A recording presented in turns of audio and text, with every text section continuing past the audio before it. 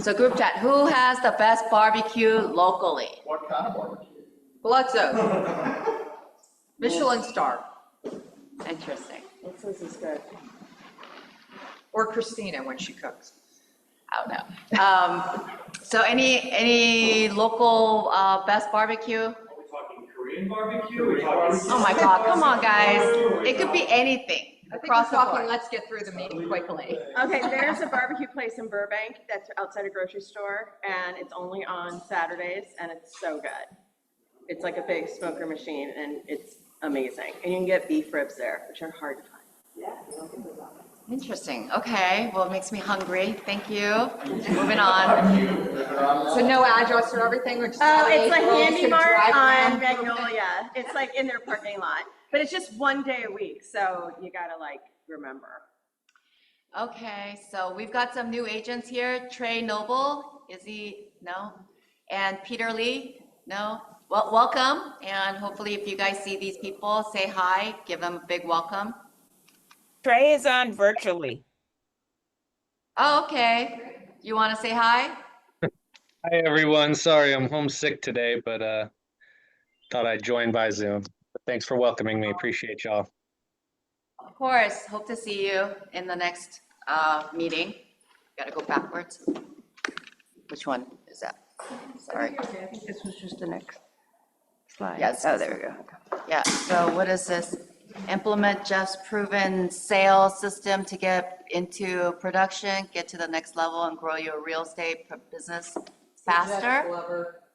Oh, okay. So it's on. So it's. I guess it's kind of like a conference or something. It's from 9/26 to 11/7. Oh, it's a. Different dates. Oh, it's like a. Kind of like a bowl where they're, you know. Oh, really? Oh, cool. Okay, so if you guys are interested in getting some more motivation and some more sales skills, please look in and register. Okay. He's excellent. He is, yeah, he's very motivating. So we've got Jeff Curtis here today. Jeff, are you online? He's at Mega Camp, I talked to him yesterday. He said he would try to get on the Zoom if he could. 1, 2, 3, bye, Jeff. Was that Jeff Curtis doing the sales? No, No, it's they're a two different different Jeff. Jeffs. Jeff Glover is the sales one. He's more. Jeff Curtis is our broker of record. He's the guy you contact when everyone's like, Any legality, contract issues. I spoke with Jeff yesterday because Lorna had a conversation with Car Legal about, Jeff spoke with all of us a few weeks ago. There was a new law passed when you're doing leases about if whoever you do not rent to. So you get a pile of applications, you've taken application fees, say you get 5, you rent to one person.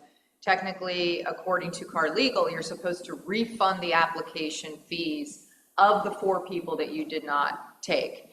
There are little caveats here and there about how to get out of it. This is what Car Legal told Lorna. Jeff had told all of us a few weeks ago that as long as you use a third-party application that the tenant pays directly, i.e. rent spree, they pay rent spree directly, no money crosses into the landlord's hands or yours, you do not have to refund those application fees. Lorna was upset because Car Legal said, no, that's not the case. I was upset because I said, how can I refund money that I didn't get? It went to rent spree. So Yeah. I spoke with Jeff yesterday and he said he heard directly from Gov Hutchinson that as long as it is a third party application, that you have not collected the money, then you do not have to refund it. And so that is our office's policy.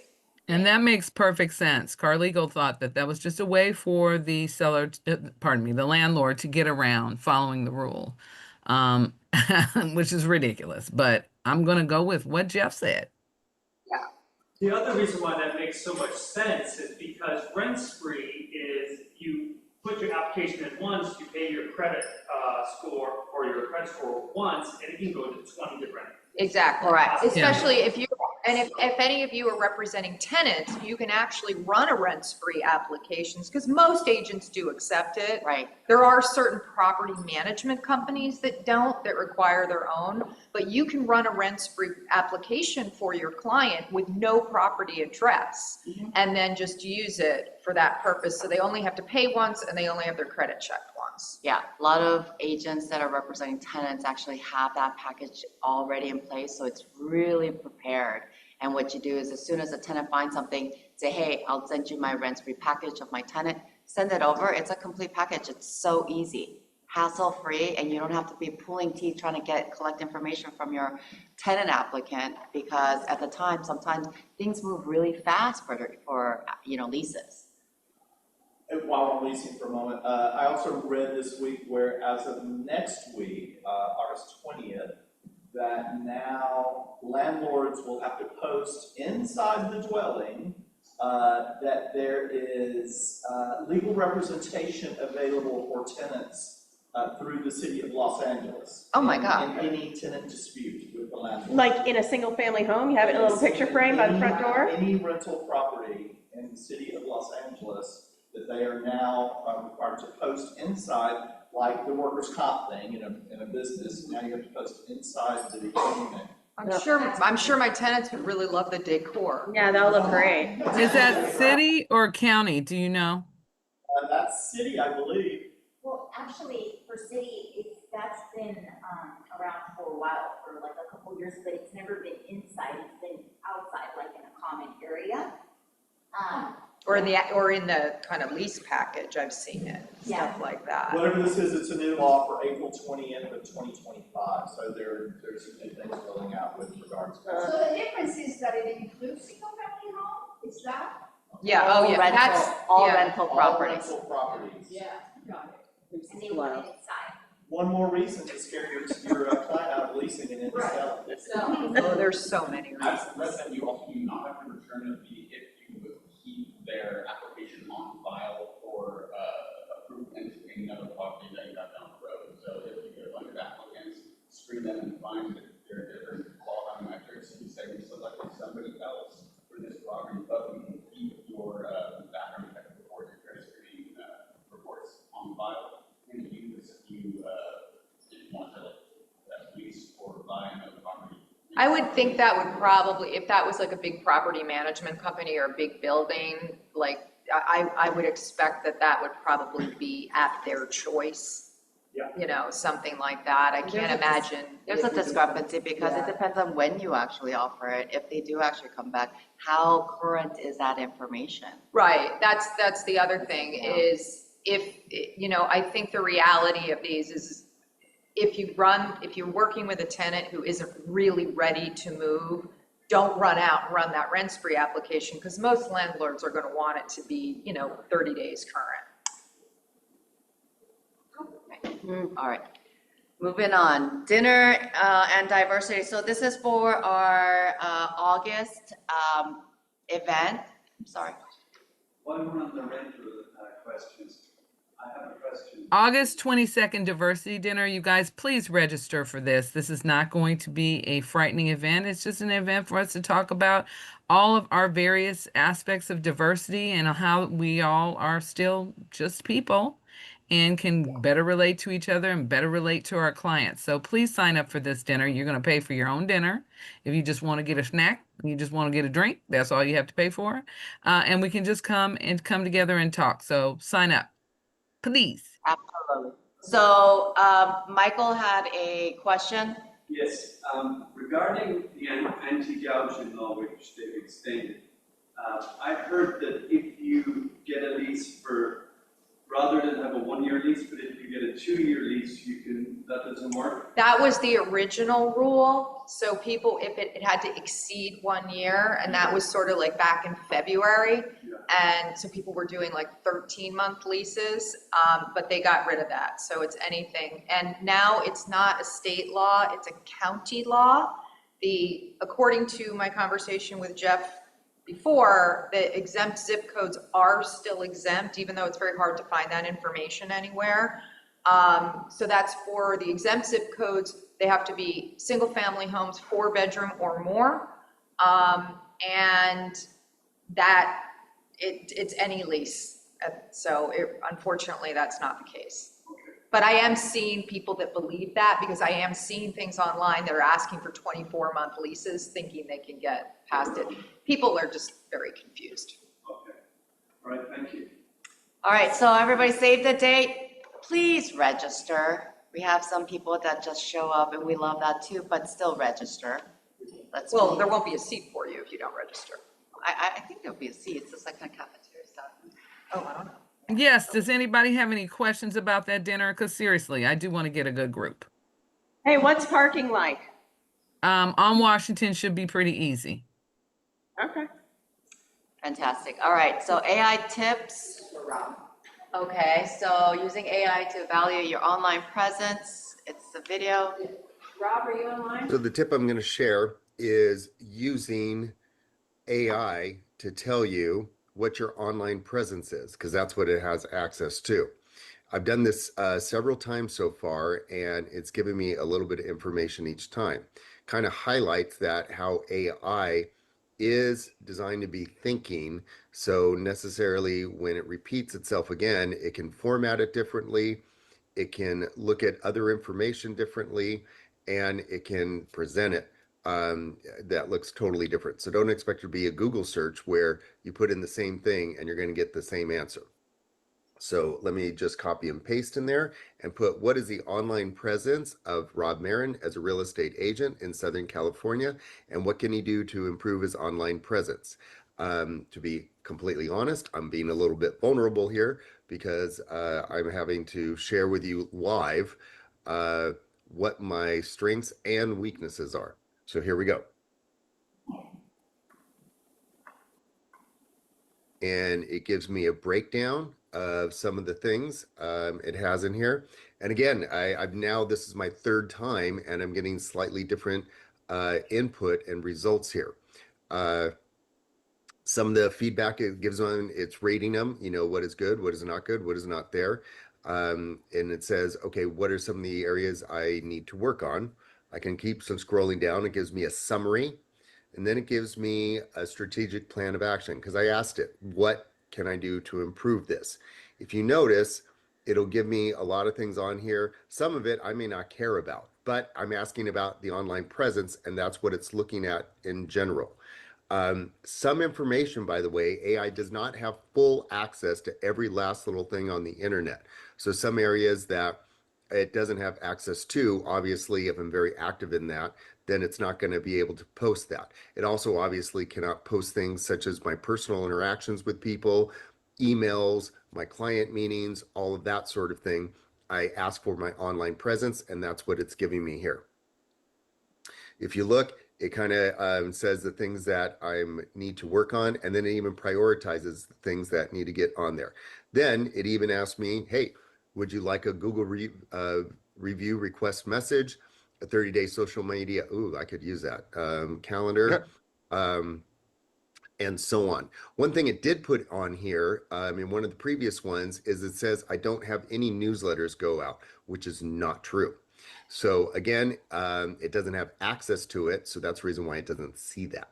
So that's our tip. Ask AI what it can do as far as that goes. Now, I told you it'll be different for that. What if we did AI and I do it for another? Let's say I ask perplexity. And I want to go in and I want to ask perplexity the same exact thing.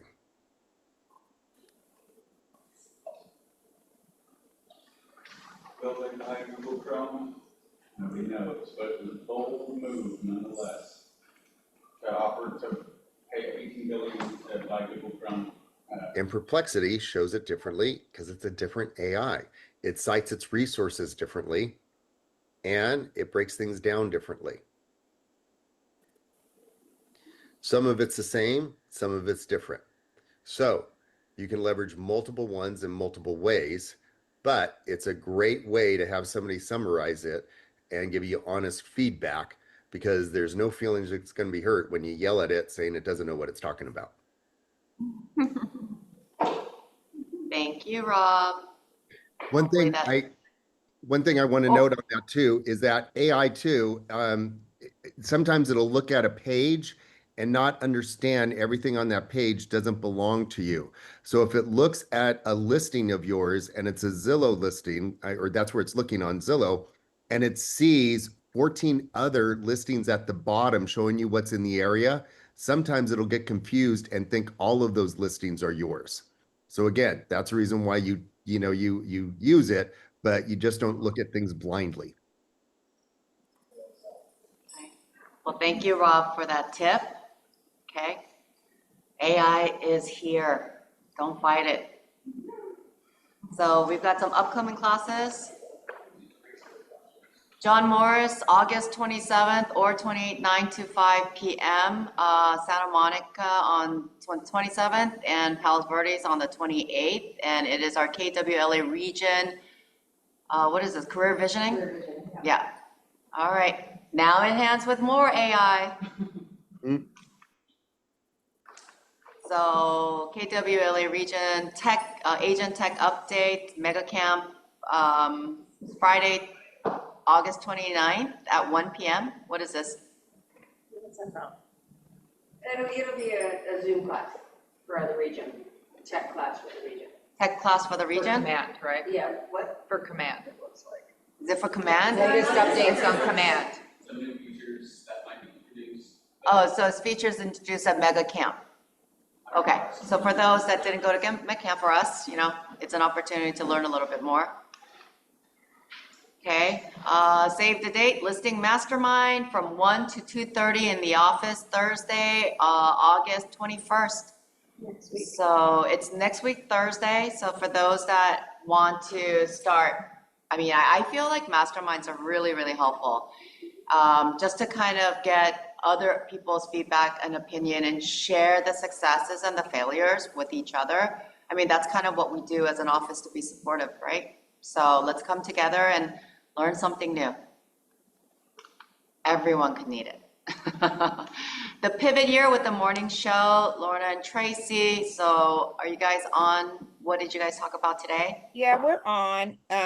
We are going through, I think we had said this before, we're going through all of the forms that are new and revised as of June of this year.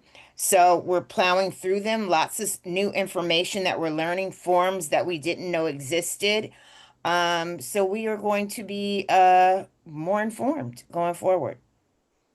Fantastic. One thing that just came up for me this week, the new RPA, when you click the box for the seller to pay the buyer broker commission, it is no longer, at least it wasn't on mine, it is not populating the form that is required to go with it. I believe it's called the SPBB. So double check that.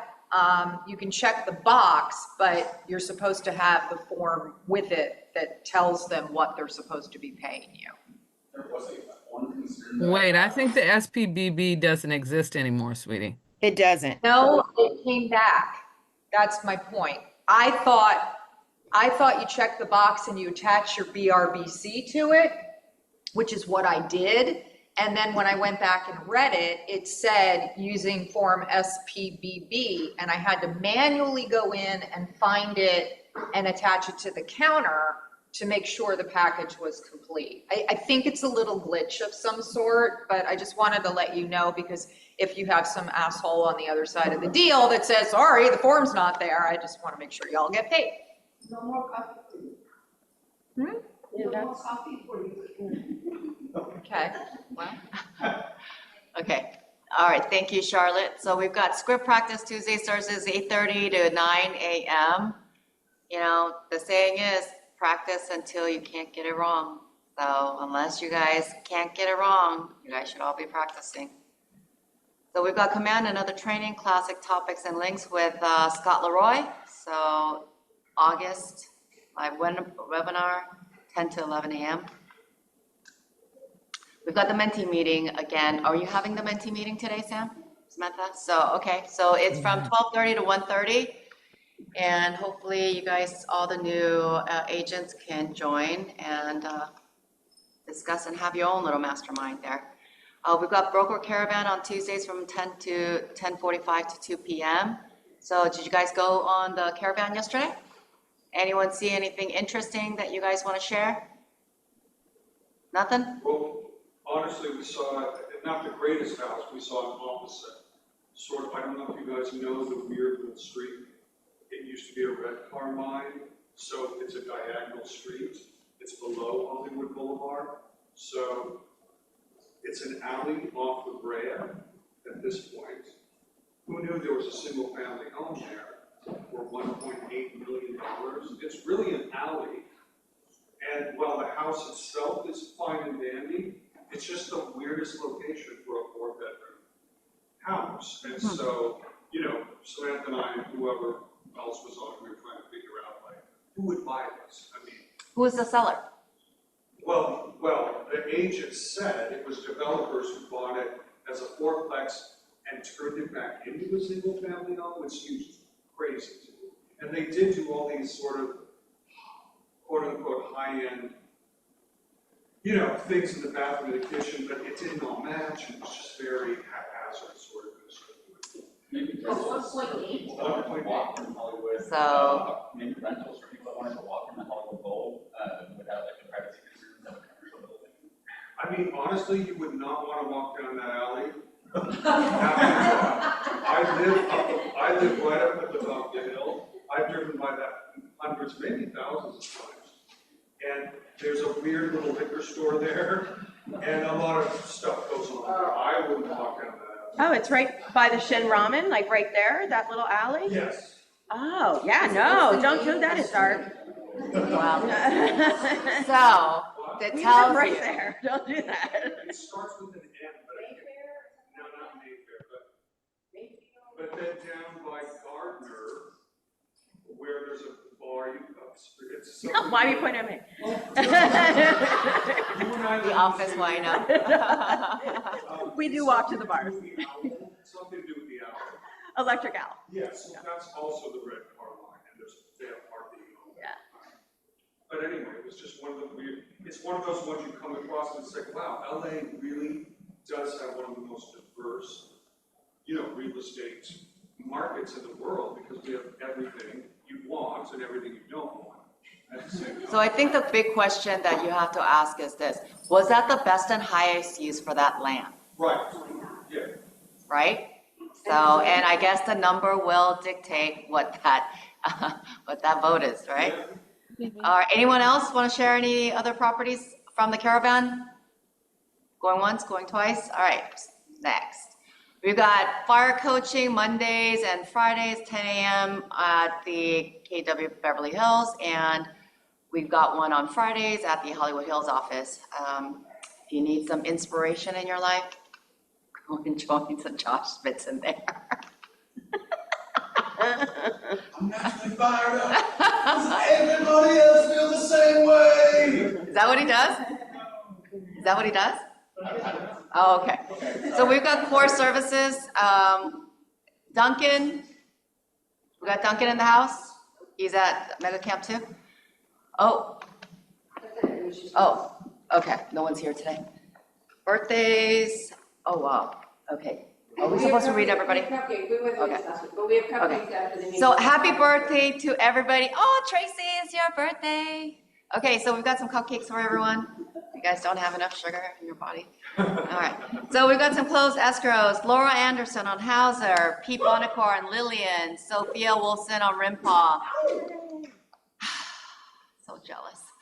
Rachel Biggio and Tiffany Chin and Hatteras. I thought you were signing us, I was like, what? No, Sophia on Rimpaw. I got a Rimpaw, yeah.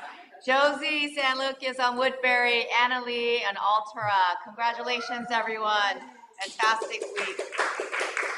New escrows. We've got Laura Anderson on Airdrome, Barentine Group, and Sporas. How do you pronounce that? All right, thank you. I don't want to do it twice. Charlotte Blake on, really? Casual? I was gonna find out today how you say it. Heidi Davis on Highland, John Kim on Lafayette. And we've got some closed leases, Bates Hemington on 101st, Sharon on Alcott, and Stacy Hahn on St. Andrews. Congratulations, everyone, on a successful week. All right, so we've got some new listings here. Moses Chung on Lewis Way in Stevens Ranch, 4 bedrooms, 3 baths, 2670 square feet at 1.265. Moses, do you want to talk about this? Are you online? Okay, well, Stevens Ranch is a great neighborhood, but it is in the valley. Anna Lee, we got one at 629 Traction Avenue at the Mira Building, 2 bedroom, 2 bath at 1240 at 829. This is in downtown LA in the Arts District. Another one for Anna on Hauser. It's 3 bedroom, 4 bath, 1,772 square feet for a lease at 4150. That's a good price. John Barentine at 6250 Hollywood Boulevard, Unit 7C, 2 bedroom, 2 bath, and 1270 square feet at 797. Would you like to talk about that? This is a great unit at the W, really well priced, and you have all the hotel amenities, all of the residence amenities, concierge. It's for the person that wants to live in a hotel but also wants to own the room. So this is it. What's the HOA? HOA is right at 2K. Gotta love it. It's not for someone on a budget, but it is for someone who's looking for a lifestyle. Right, absolutely. W is definitely a And lifestyle. it's cheaper than living in a hotel. Very true, very You want to true. live in a hotel. All of that for less money a month Yes. than what your hotel room would cost you. Yeah. And it's actually pretty cool. I used to have a place like that in Vegas. It was kind of fun. No, but that can be arranged. Do they have limo service to the airport? That was always a nice perk. They do not, but that can be arranged. They've got all those things. All those things can be. Everything's negotiable. Everything is negotiable, people. You want it, you just have to pay for it. That's all it is. So, Eunice Kim, we've got Eunice Kim in Kimberly Park at Francisco. This is at the Metropolis too. God bless your heart. Good luck to you on that one. 1 bedroom, 1 bath, 852. I've got multiples there. I know the pain. 599, 1 bedroom, 1 bath. I will say the 1 bedrooms are definitely having some motion, whereas the larger units are not. So good luck. And I genuinely mean it. You guys are making it sound like I'm being.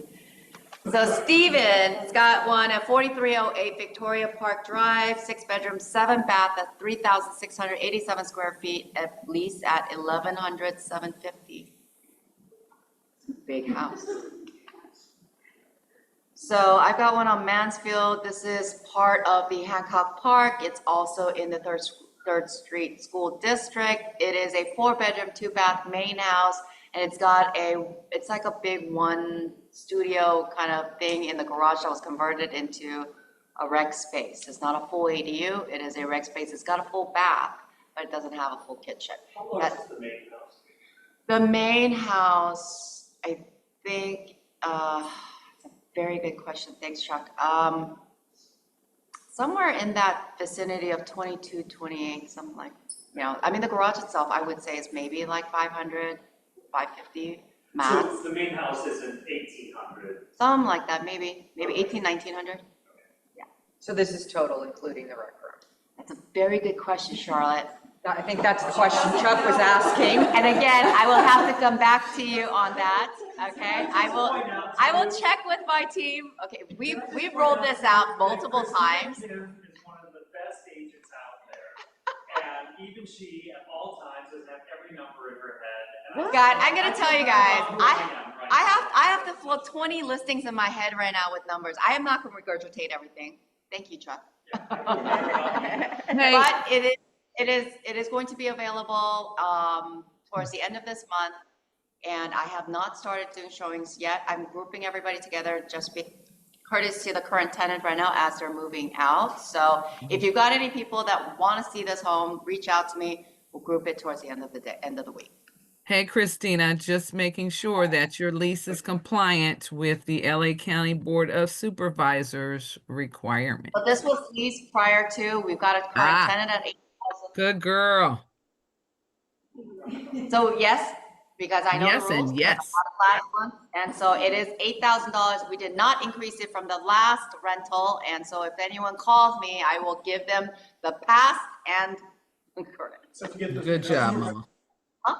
You have to get those new posters up on the wall over there. Oh, Utility right Shit! Yeah, you're right. I'm gonna put it in the water heater closet. So Vivica has one on 424 South Cannon Drive, unit 403 in Beverly Hills, 1 bedroom, 1 bath, 1,216 square feet. That's a big 1 bedroom. Lease at 4,000. That's a great location. On Trend, 1130 South Flower, Los Angeles at the Flower, or is it the Flower Loft? 1 bedroom, 2 bath, 1,260. These are these massive industrial lofts with high ceilings. Great for in downtown LA at 3,400. Sharon is at 8531 Alcott, unit 203, Los Angeles, 2 bedroom, 2 bath at 1,200 square feet at 2,750. We've got some lots of leases going on here. That's a good price, 2 bedroom. Pocket listings or coming soons. Anyone? Anyone? I have a listing in Gardena, I just listed yesterday. Turnkey, gorgeous, completely redone, 4 bedroom, 3 bath, 1,630 square feet with a pool. And off of 129 list price, 960,000. It'll be ready, I'm thinking in a week we're gonna stage it, so Gardena, price correctly. Fantastic. Gardena prices have gone up so high. So we listed it, it's not on here. So it's in South LA. The address is 820 80th Street. It is a 4-unit apartment on a lot size. So the apartment itself is, the living square feet is about 5,000 square feet. The lot on that is over 9,000 square feet on an R3. So, and it backs into an alley. I had attempted to sell this before. It was in escrow, pandemic hit, we canceled. We are now finally back on the market at a very much more attractive price. I had this in escrow at 900K. I am at 798. So great deal, value add, upsides. So let me know if you got anyone. Address is 820 80th Street, Los Angeles. So what's this? God, what is it with you guys? Want every little detail. Ask Chuck. Come on, give me a break. Cut me some slack, people. So Hoover, okay, so Hoover and Figueroa and 80th. All are occupied, fully delivered with tenants in there. We've got the rent roll, we've got the expense sheet, we've got it all. So let me know if you want it, I'll pass it on. Don't ask me for the numbers. What's the total rent? All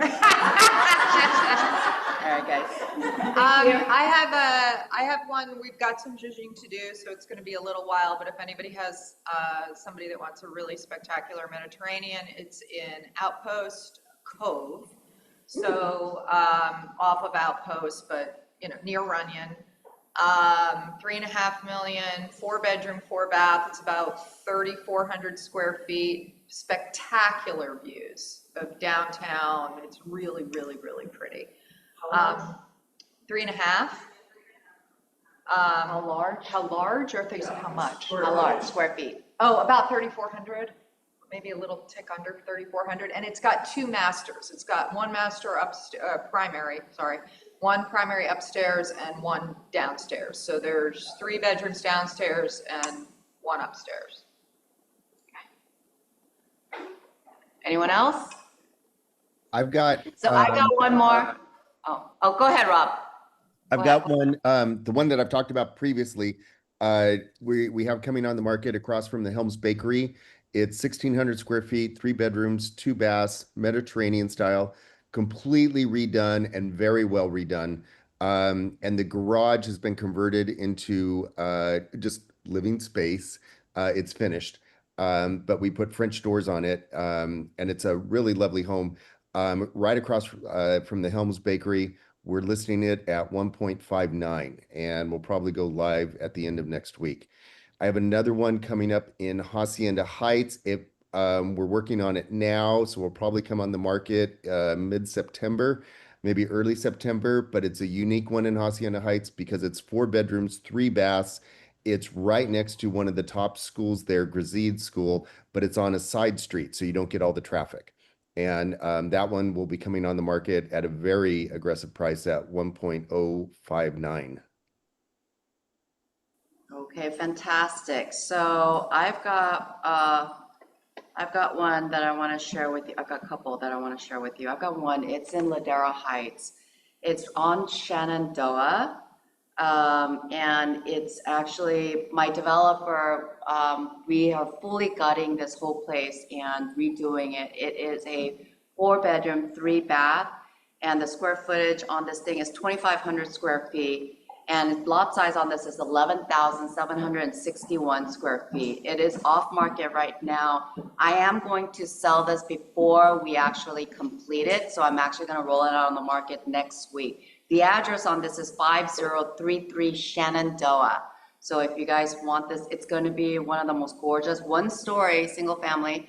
And the view is unobstructed all the way to the ocean. So. 2-3 or 3-3? So the address is 5033 Shenandoah, and it's at the top of the hill. It's the last strip of the homes. I'm really excited about this one. It's coming out amazing. It's got these 15 feet ceilings. I mean, it's just gorgeous, and the view. Yeah, it's a Craftsman, actually. It's a Craftsman. And we maintained the exterior of it, but the interior is just completely redone. So we're super excited about this one. So we're gonna roll it out before we finish. So I've got a client who's looking in the area, want a view, and haven't found the home that they want, and maybe wanna consider getting something that they don't have to fight for. Price is 2.7. I had an offer already lower, and we're at a hard 2.7 on this one, okay? And then I have another one in Marina Del Rey. We're gonna roll this out next week as well. It's a 2-bedroom, 2-bath townhouse on Glencoe in that Marina Del Rey complex. We're gonna be very, very, very aggressively priced, completely, a lot of remodel and updated things that we've done to the property to show well. So if you've got any clients looking in that Marina Del area, let me know. I can give it to you, preview it prior to rolling it out. We're gonna get a stage tomorrow. Price on that has still not, it's TBD right now, but we're definitely gonna be very aggressive on the price. We don't wanna sit. We've got some things sitting around 1.2, 1.3 over there. So we're gonna be a little bit lower than that, okay? So anyone else? If not, okay. Any wants and needs? Yes, I need a lease the parameters are pretty wide. If anybody has something coming up, they can go up to 6,500. They would love 3 bedrooms, 2 baths. They could make do with 2 bedrooms, 2 bath. They have 2 young kids and a dog. So if it's not a single family, like maybe a lower unit of a duplex or a side-by-side duplex, just to be good neighbors. He works in Century City, so anywhere that would be considered safe and within a reasonable commute. So right now they're in Hollywood. Huh? What? Did somebody just say that? AI. Oh, sorry, that was weird. So if anybody has something coming up, their issue where they are right now is they're in a really great place in Hollywood, but their car's been broken into a couple of times. So secure parking would be wonderful. Okay. She wants a lease. So Ladies please and help. gentlemen. I'll send you something, there's a lease coming up really on Highland, but he has a great garage. You can have a 2-car garage, plus a big place, it's actually. Okay, I'll talk to you after the meeting. Thank you. All right, anyone else? Gentlemen, do you have any needs or wants? I have something. Okay, so we're gonna go, I have something. Can you hear me? okay, well, what do you want? Hi, I need to find an empty triplex in District 15, which is San Pedro, Lomita, Wilmington area for a nonprofit. They want to rent out 3 units or 3 to 4 units in a duplex style that for their battered women. So if anyone has empty duplex or fourplex, let me know. Duplex, triplex, or fourplex, let me know. Thank you. In San Pedro. San Pedro, Lomita, Wilmington. Got it. Okay. Thank you. Emily. Hi everyone, I'm Emily. I need a short-term rental. My client wants a 5-bedroom, at least 3.5 bathroom, has ocean view, preferably in or near Manhattan Beach. The budget is monthly is working $40,000. So they're willing to go up to 40K for, huh? As long as it's within 40,000. Yeah, up to $40,000 rental monthly, looking for short-term, couple or 2 months. And specifically those 2 months are? From September 25th to November 25th. There you go, ladies and gentlemen. And our lovely Rachel. I'm gonna come over here so the computer people can hear me. We have a 1-bed, 1-bath condo over at Rob Clark. If you know this building, it takes a little time to sell there. We're gonna be probably having open houses every single weekend. Unfortunately, I cannot sit them every single weekend, and we're a little short-staffed as Tiffany is on maternity leave. So any new agents really want some open house opportunities, please come see me, because you can host it pretty much any day, anytime, and we do get some traffic through. I had like 5 or 6, and they were all first-time home buyers this last weekend. So people do come through.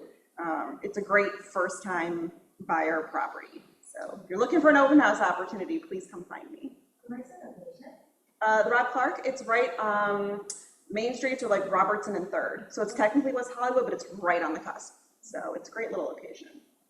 And it's a cute unit, very cute. It's done. So I always welcome people that want to do open houses too.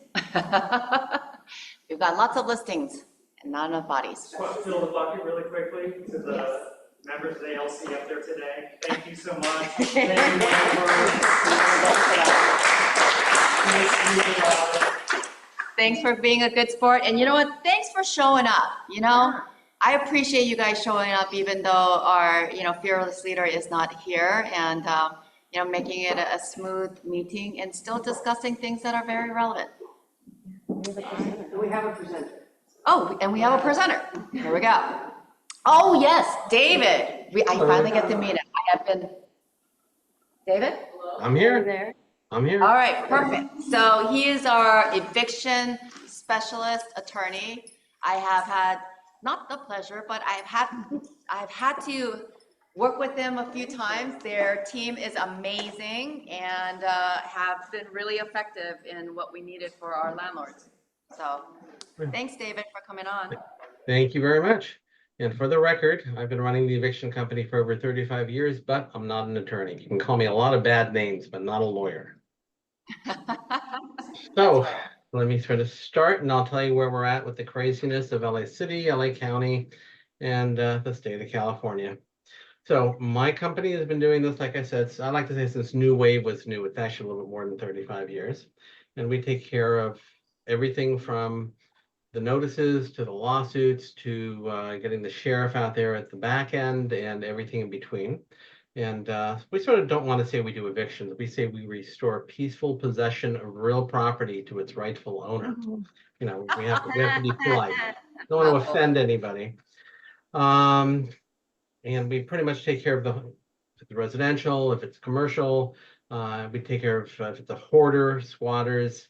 If you need to close escrow last week, those are always fun. And we take care of the whole 9 yards. Just give us a call, when you're in the middle of escrow, that's fine. It's as you get closer, because of all the rules and regulations, it's now taking a little bit longer and it's a little bit more involved than it really should be. So just cutting to the chase of what's going on right now with the all these new wonderful rules. You can't evict in the city of LA or the unincorporated county territories because you have a listing and you want to sell the property on a single family house. Forget the rent control apartments for a moment. There are ways you can sometimes get around that. So for example, if it's a single family house, and it's under the, it's not under the Tenant Protection Act, and the tenants have the proper verbiage in their leases regarding the TPA, which are in the CAR forms from 2020 forward, you can raise their rent to market. The only asterisk on that is there's a 10% cap that the county took over once the state let it go, and we're anticipating that's going to expire at the end of this month. So if they've been living there for 5 years, nobody raised the rent, you can, raise it $1,000, $1,500 because it's a single family house. If the owner, the new owner or the current owner wants to move in and stay there for at least 2 years, the owner can do an owner move-in as long as it has the proper TPA language in the lease or the change of terms, which we can have served for you. Then the tenant would be entitled to about $1,000 in relocation and, $1,000 in city fees and 1 month's free rent as relocation. The car leases, there is a box under rent control and the Tenant Protection Act. Make sure that box is ticked. I can't tell you how many leases I see every month where the person who wrote it up simply leaves it blank. If you leave it blank, then you don't have the TPA protection and you have to waste another 30 days and to tell them they're not under TPA. And going back to the rent raises, if it's over 10%, it's now a 90-day notice and change of terms as opposed to a 60. So it would be a 30-day, you're not under TPA, and then a 90-day, your rent's going up. And again, that's provided the county board of supervisors doesn't extend it any further out. The other reasons you can do an eviction anywhere is pretty much if you have a government agency has come and written you a citation for something that's really not curable. For example, if there's a bootleg unit there, you have to pay them relocation, but you can get rid of them because you have a government agency that's screaming at you. If it's a hoarder and the fire department comes and tells you to clean it up, that's another way. There's a handful of ways, but it's very, very convoluted. I won't say difficult, it's convoluted. In the city of LA and most of the county, all condos now need relocation assistance if you want them to move out for an owner move-in, as opposed to a single family house, you only get 1 month free rent. The relo is going to be anywhere between $11,000 and $27,000, depending on age of everyone who's in there, handicapped, length of stay. If they're over 62 and they have 10 years occupancy in an apartment, and it's gray on the condos, but in an apartment, you cannot evict them. They are considered a protected class if they're over 62 in 10 years. And the new rules, lately they've been changing about every other day. So what I'm telling you now, it's great stuff, and it could change by the time a case comes before or a listing comes before your offices. The new 3-day notices that are required, and this is about a few weeks old. You have to have the number of bedrooms. This is the city of LA and county. You have to have the number of bedrooms on the 3-day notice. You have to have language in there that excludes Saturdays and Sundays and not legal holidays, but judicial holidays. So for example, there was riots downtown and the court closed. That was a judicial holiday. The notice has to specifically say judicial holidays. If it doesn't, your notice is no good. And if the landlord wants you to serve a notice, the answer is very simple. No, don't call me. You don't want to serve a notice. If it's wrong, they're going to blame you. And if everything is perfect, you get to come to court, maybe if it's contested, and go to trial with everybody and spend 2-3 hours in court. So that's a real good reason not to serve the notice. You also have to state the date as on the notice. It's kind of silly. When the notice was served and when the notice expires. It has to be spelled out there because I don't know why, but that's what they're requiring now. If you have a multiple unit building, an 8 or 10, 15 unit building, and you have one Section 8 tenant in there, the Section 8 tenant is great. And you have one bum in there that you need to do an eviction on because of the one Section 8 tenant in the building. You are not allowed to give a 3-day pay or quit. You have to give a 30-day notice to pay or quit, which would also be the requirement on a Section 8 tenant. So they made that more cumbersome as well. You have to serve the tenants with a notice of right to counsel forms. It has to be done in one of 9 languages that the lease was negotiated in. You have to provide it at the beginning of the tenancy in the tenant's primary languages. It must be attached to all the eviction notices that we're going to be serving for you. And of course, we're going to have to know what language they speak or what language the lease was negotiated in. And this also includes for the no-fault evictions.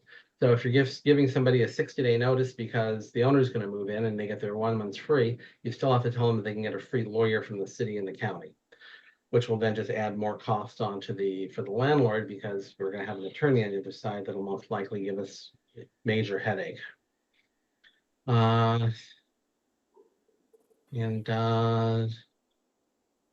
also have to post the notice of right to counsel in the lobby of the apartment building as well. So the tenants have to know 24/7 that they can have free lawyers. So David, Yes.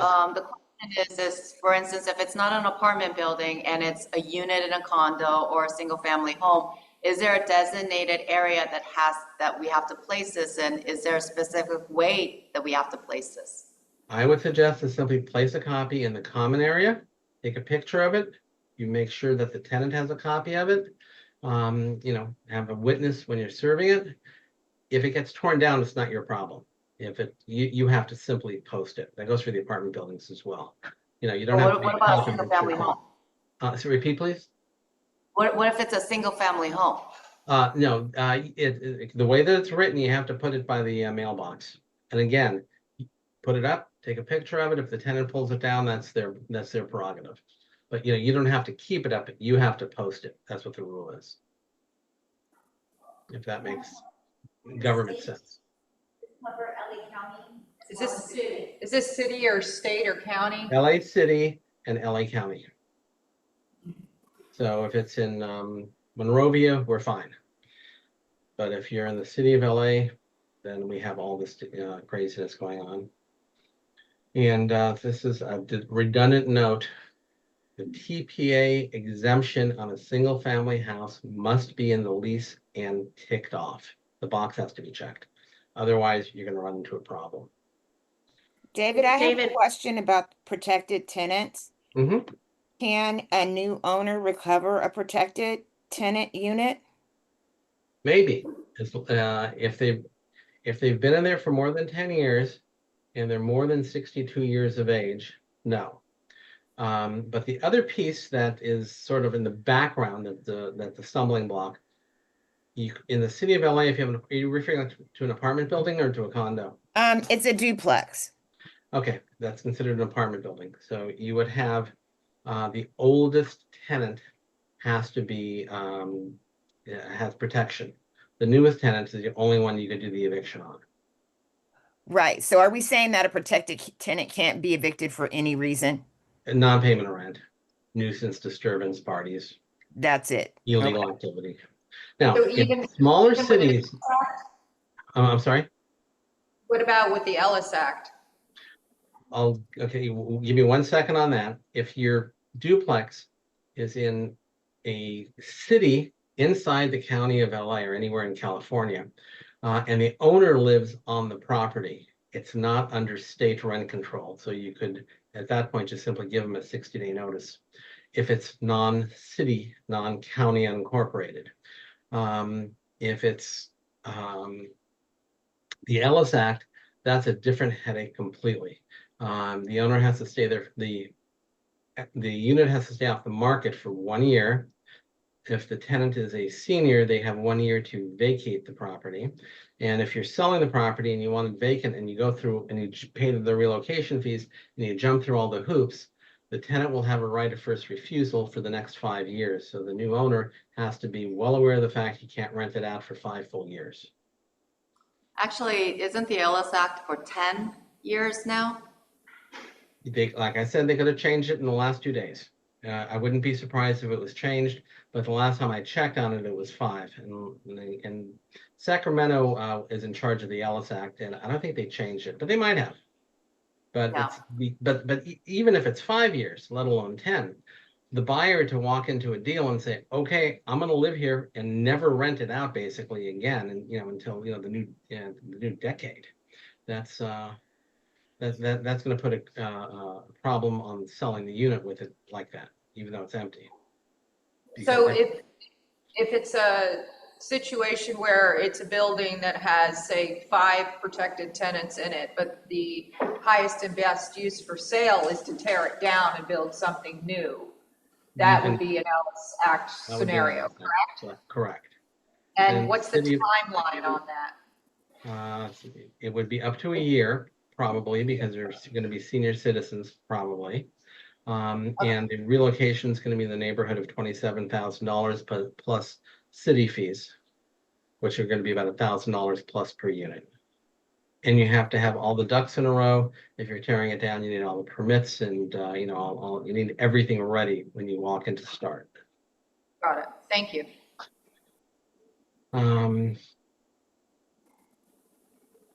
The stakes, bootleg units, nightmare. City of LA bootleg units. You guys are taking a listing on a beautiful house. You go into the back, there's a gorgeous pool house next to the pool, and cousin Bill is living there. The problem with the bootleg unit in the back is twofold. Number one, you're going to have to give them relocation money to get rid of them because it's an illegal unit, and you're going to need to get a citation from a government agency saying it's illegal because there's no certificate of occupancy. ADUs are a different story. It's a bootleg unit, it's a pool room, it's not a living dwelling. If the tenant has been living there for, let's say, 5 years, and they've been paying $1,000 a month, that's 60 months. So they're entitled to the relocation money between $11,000 and $27,000, depending on children, age, etc.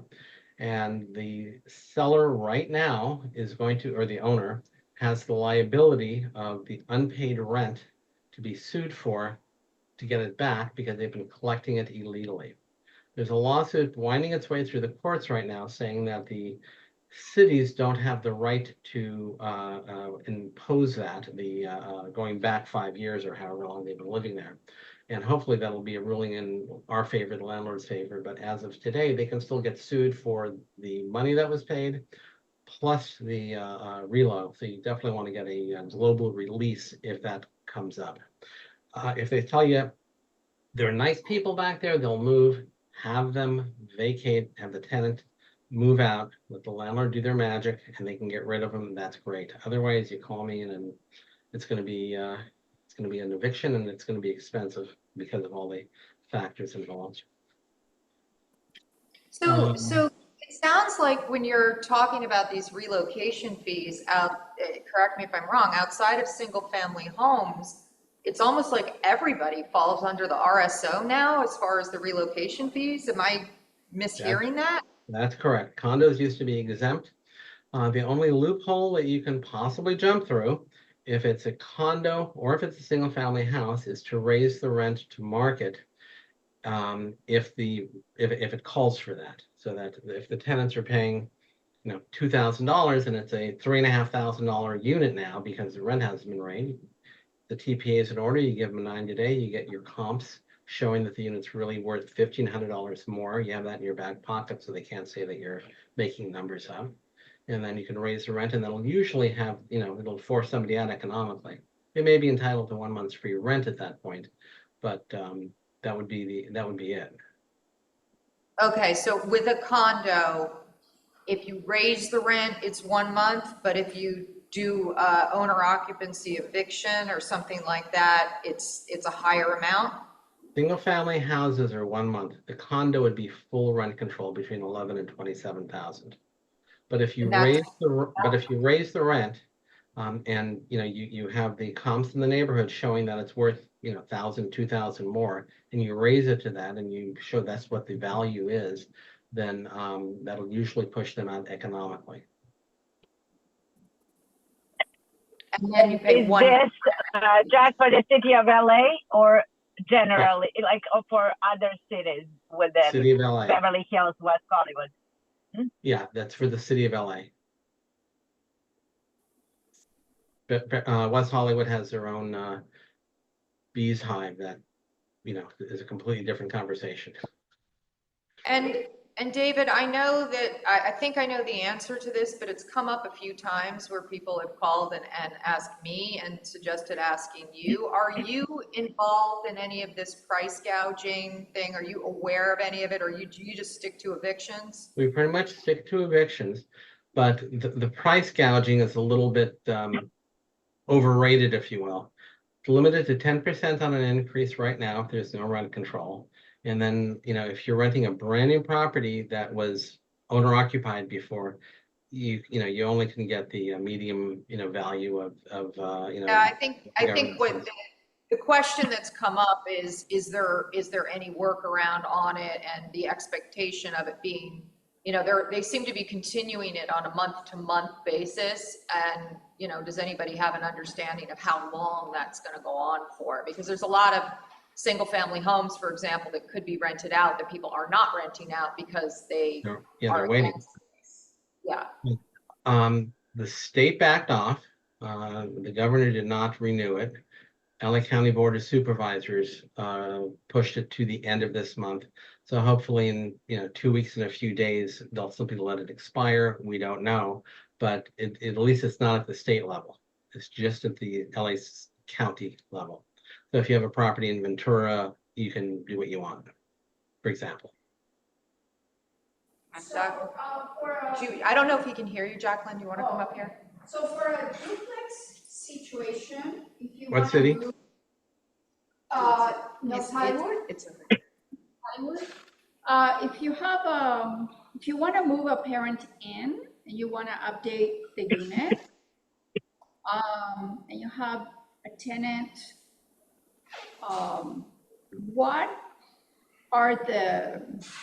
what's the legal procedure and less costly? City of LA in the Hollywood area. Did I hear that correctly? North Hollywood. West Hollywood? North Hollywood. Oh, North Hollywood. Oh, okay.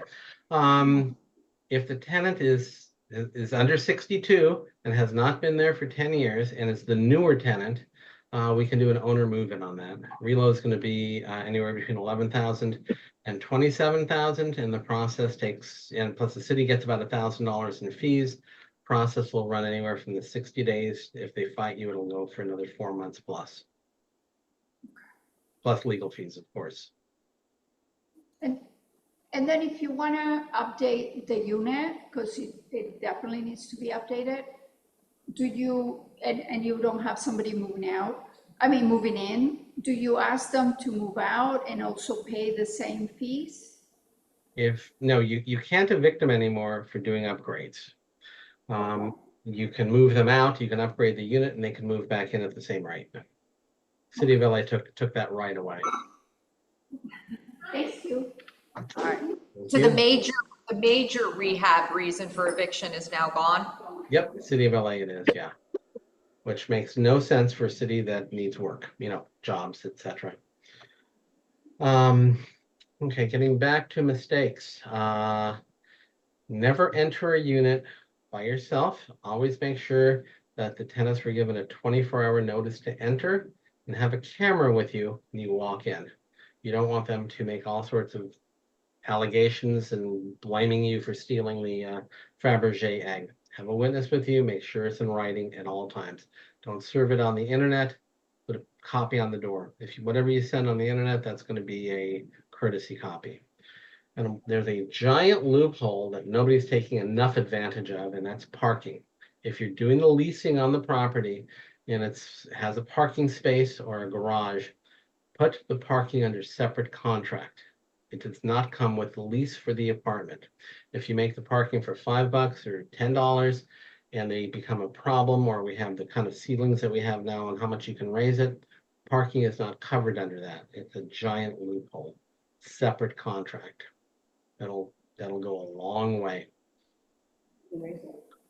Until they change it. I'm sorry? Sorry, I was being facetious. I said Oh. until they change it. Like Until they everything change it, yeah. What time is it? It's 10 after 12. We'll know by 5 o'clock if they're going to change it or not. They're listening. Yikes. All right, and to have another few minutes, or because it's almost, I think it's at 12:10. I just wanted to go over the nightmare scenario of what happens at court sometimes. We have jury trials, which are very popular for our legal aid folks now. Most, but not all of the legal aids are paid for by you and me through our tax dollars. Jury trials are expensive as heck. They do not request the jury trials because of justice. They request it because they know it's going to drag it out longer, and they know it's going to cause economic pain on the landlord. And it's an absolute constitutional right to have a jury trial. So we deal with that day in and day out, not in every case, but on a lot of cases. When we're dealing with, the firms of Eviction Defense Network, Legal Aid Services of Los Angeles, and my favorite is BASTA, BASTA for Justice. And I don't know if everyone knows, but we have a very famous new person working at BASTA for Justice. He was just brought on. He's not an attorney, and last time I checked, he was disbarred, but maybe he resigned. His name is Hunter Biden. He works for BASTA, and that's who we see all the time at, filing answers for the tenants, and there's no other word for these guys besides bullies. And if you want to see some of their attitudes, feel free to go to their website. It's BASTA, BASTA for Justice, the Eviction Defense Network, and Legal Aid Services of Los Angeles. They will tell you how they will rip off a landlord. It's really, really crazy. If you're in management, make sure that if we're going to be filing a lawsuit, that there's nothing wrong with the unit. You can't if you withhold services and they're not paying rent, they're going to win. If there's no services that have been withheld, the place is in good shape, they don't pay the rent, we'll end up winning. But we don't want to give them that loophole. Tenants cannot be evicted for at the end of a term lease. You have to have just cause or a reason. And if there's any other questions, let me know. I'm happy to answer them. Is the rule still on the books that it used to be that, like, so say you had a 1-year lease and the end of the lease is coming up. I know a lot of people allow tenants to go month to month, but you can force them to renew for basically another year, the same term as the original lease. Is that still correct? Under the TPA, you can raise the rent for, currently 10%, soon to be, whatever the market rate is. Forcing them in this greater LA area, you can't force a tenant pretty much to do anything. You can ask them when the term ends. I can't evict them because you have to have just cause to do the eviction. You have to have a reason. Owner move-in. Right. There used to be them not renewing at the same term, i.e. another year, used to be just cause. That's my question. No. It's not I can't anymore. do that anymore. So you basically are stuck with month to month if that's what they want, regardless? Correct. Okay. And also another question, again, I'm not sure if this is in your wheelhouse or not, but we were just talking in the meeting about application fees, refunding of application fees, using third parties, that kind of stuff. Generally, landlords that we work for want to, they want to see a few applications and choose the applicant that they think is the most qualified and is going to be the best tenant, who's going to pay the rent and take good care of the property. Are you seeing any issues with blowback from not choosing the first person? Not yet, but there's two things that I would, one's a warning and the other one is just a good idea. The warning is, do not ever utter the words, "We don't take HUD Section 8. That's buying a lawsuit. Let them, fill out the application, etc., and go through the process and let them, do everything that you're supposed to do. The other is, ask the tenant, you have to have a list of things that you want from the tenant, and I can get you a list of it a little later on. I'll have Anna email it over to you of exactly what you should say. This is what the qualifications are, so that you can then ask for it up front. And one of the biggest deals, because the cases when they're now heard, most of them, I'm talking about evictions, the court ends up sealing all the records. So what you want the tenant to provide is 6 months of proof of paid rent. So that if they were in litigation and they didn't pay the rent for the last 6 months, the last 4 months, they're not going to have the receipts. And you can ask the current owner on that. Other that's than that, it's really nuts what these new rules So you're are. gonna have that list emailed to Samantha? Yeah, I'll have it. Anna send it over to me today. One more question. You guys gotta come up here, he can't hear you. Okay, guys, it's 12:15. Well, Sorry. this is the class everybody wants. Hi, hi, David, thank you. I have just some confirmations that I wanted to check. As far as the parking contract, you said that it would be best to do a complete individual contract just for the parking, right? Okay, perfect. And I have another thing that is coming up between my landlords, and sometimes, you give a 24-hour notice to the tenants, right? And all of a sudden, they decide to cancel at the last minute, or they continue to cancel. Back in the days, I have a letter where it says that if they're not gonna be home, we're gonna be entering the property, and if they change the locks or something, we're gonna charge them for the change of locks after we're trying to enter, and they cancel, as long as we have the notices. Is there something that we can still do? I wouldn't be so elaborate with telling them what'll happen if you don't let us in.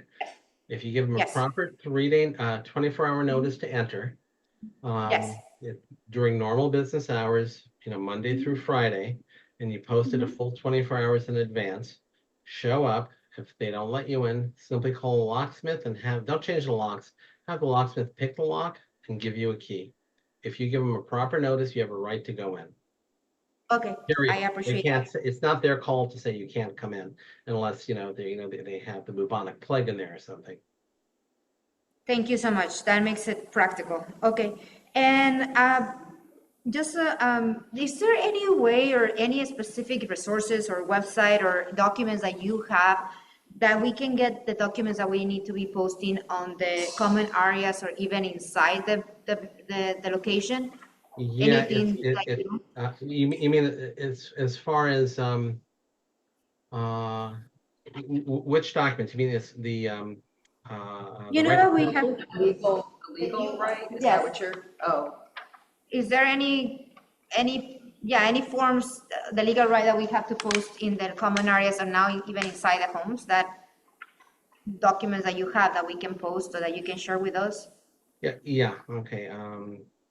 Yeah, I think it was the right to legal counsel that Right to you're. counsel. I'm not too sure the name of the form, thank you. Yeah, I think that might be the one.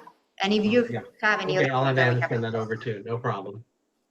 And the last question, I noticed that also between landlords, some people are not paying the last month of rent, and they're trying to use it as the deposit, they're trying to use it as the last month of the It's a final business payment. decision. If they don't pay, if the lease says it's a security deposit, they don't pay the rent, they say we're moving.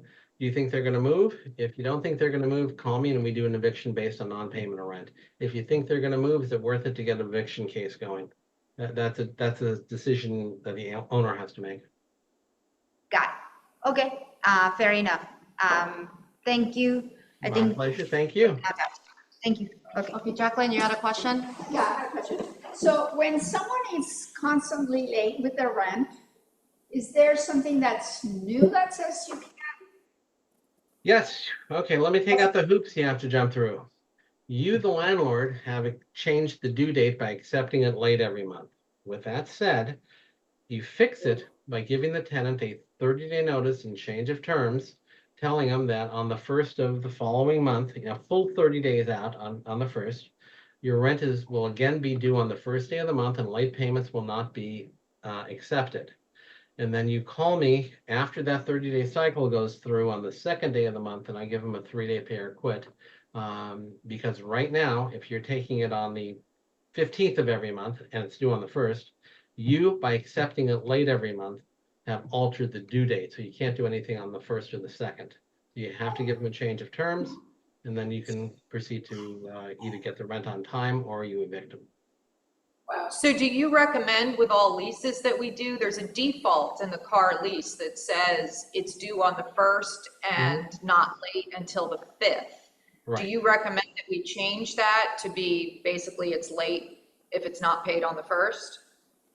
There, it probably says that it's due on the 1st and you can't charge a late fee until the 5th. So it's still due on the 1st. It's just, you can't start. Okay. Yeah. However, again, if you take it late, then you become the bad guy, as crazy as that is, because you were being nice to the tenant. Okay. Anyone else? So if you're already accepting late, can we change the contract? That's what he's That's what he's saying, suggesting. you have to do that. He's saying 30 days before you're Yeah, basically simple 30-day modifying. notice change of terms. Basically reiterating the original contract because you've inadvertently modified it by accepting it late. Just fix that. What? How can you fix it? He just have said to you send you them have a to send letter. a modification. You have to send them a letter stating that and reminding them the actual rent is due on the 1st, not on the day that he had sent. So you have to do that and wait 30 days. And then he can send the 3-day pay or quit on So, the 2nd. David's and that is contact, then- David's contact information is up here. I would advise you guys to have it in your phone, so that you can contact him when you have these questions that you need answers on. Thank you so much, David, for coming on. Thank you We do very have much to for get having off. me. All right, thanks, bye. And feel free to give David, me if a you call. have I'm a in the- minute, there is a question in the chat. If you can please address it if there is another minute on your end. Do I have another minute? Yeah, so my question Okay. is if there is still the thing called like the close-end lease, so it's only for a specific period of time from get-go, based on which the landlord could evict if the tenant does not leave by that, like agreed upon date for the end of the lease. So you can't evict anymore based on end of lease in the city or county of LA. Okay, even if it's like Yes. a close-end deal lease from the get-go. Okay. Yeah. Thank you for clarifying. All right. Thank you. Thank you, guys. Thank you so much, David. Thank you. Thank you so And much, I'll have David. Anna email you over this afternoon. Thank you so much. All right. Thank you. Have a good one. Bye, guys. Bye, everyone.